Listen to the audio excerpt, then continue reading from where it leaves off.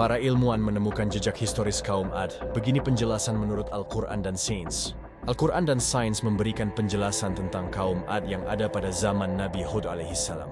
Pada awalnya, ilmuwan tidak percaya akan keberadaan kaum Ad.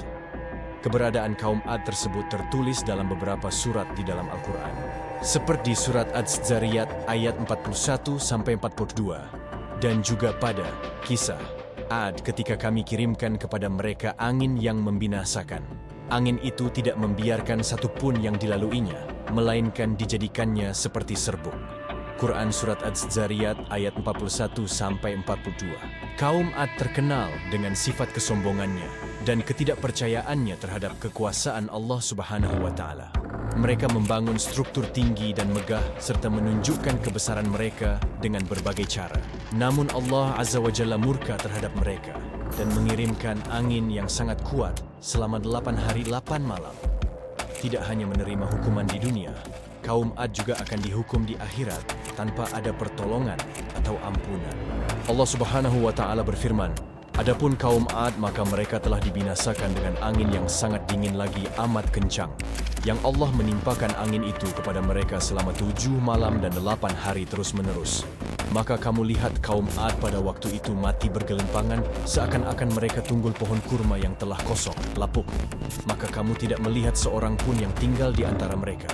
Quran Surah Al-Haqqah ayat 6-8. Menurut buku Pintar Sains dalam Al-Quran, karya Dr. Nadia Tayyara, para ahli sejarah meragukan keberadaan kaum Ad karena belum menemukan bukti historis yang pasti tentang mereka. Namun, melalui sebuah penelitian menggunakan pesawat antariksa dilengkapi radar yang mampu mendeteksi kedalaman tanah hingga 10 meter, ditemukan 2 lajur bekas sungai kering di padang pasir Rub al-Khali di Tenggara Hijaz, kini Arab Saudi. Salah satunya melintang dari arah barat ke timur, dan yang lainnya melintang dari selatan ke utara.